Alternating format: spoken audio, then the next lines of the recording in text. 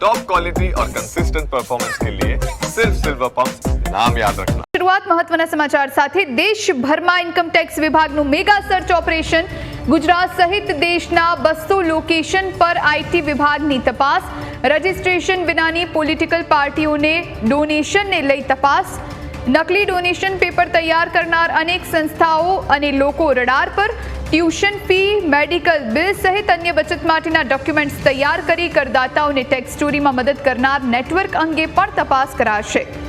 સંવાદદાતા જયેશ ફોનલાઈન પર। જયેશ, દેશભરમાં ઇન્કમ ટેક્સ વિભાગે મેગા સર્ચ ઓપરેશન હાથ ધર્યું છે, કઈ જગ્યાએ ઓપરેશન થઈ રહ્યું છે, ગુજરાતમાં કયા લોકેશન્સ પર?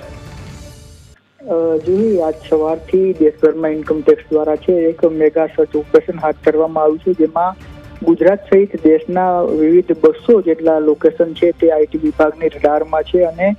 અનેક એવી પોલિટિકલ પાર્ટીઓ છે તેને પણ સર્ચ કરવામાં આવી રહ્યું છે, જેમાં મુખ્ય જે ઉદ્દેશ્ય છે એ છે કે કેટલીક બાબતો ઇન્કમ ટેક્સ વિભાગના ધ્યાનમાં આવી છે, જેમાં રજિસ્ટ્રેશન વિના કેટલીક પોલિટિકલ પાર્ટીઓ છે તેમને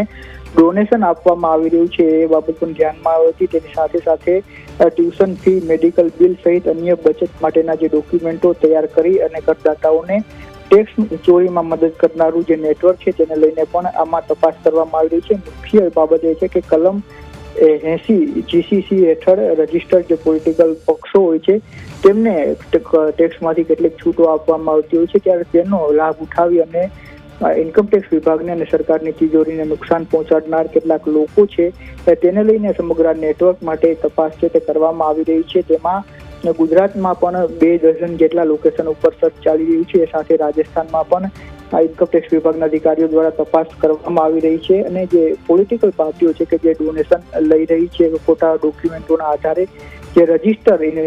ચૂંટણી પંચમાં રજિસ્ટર નથી એવા પક્ષો પણ ડોનેશન લઈ રહ્યા છે અને ટેક્સની ચોરી કરી રહ્યા છે, બાબત ધ્યાને આવી છે ને ત્યારબાદ આજે સવારથી દેશભરમાં 200 જેટલા લોકેશન ઉપર તપાસ કરવામાં આવી રહી છે। જી જયેશ, આભાર આપનો જાણકારી આપવા માટે।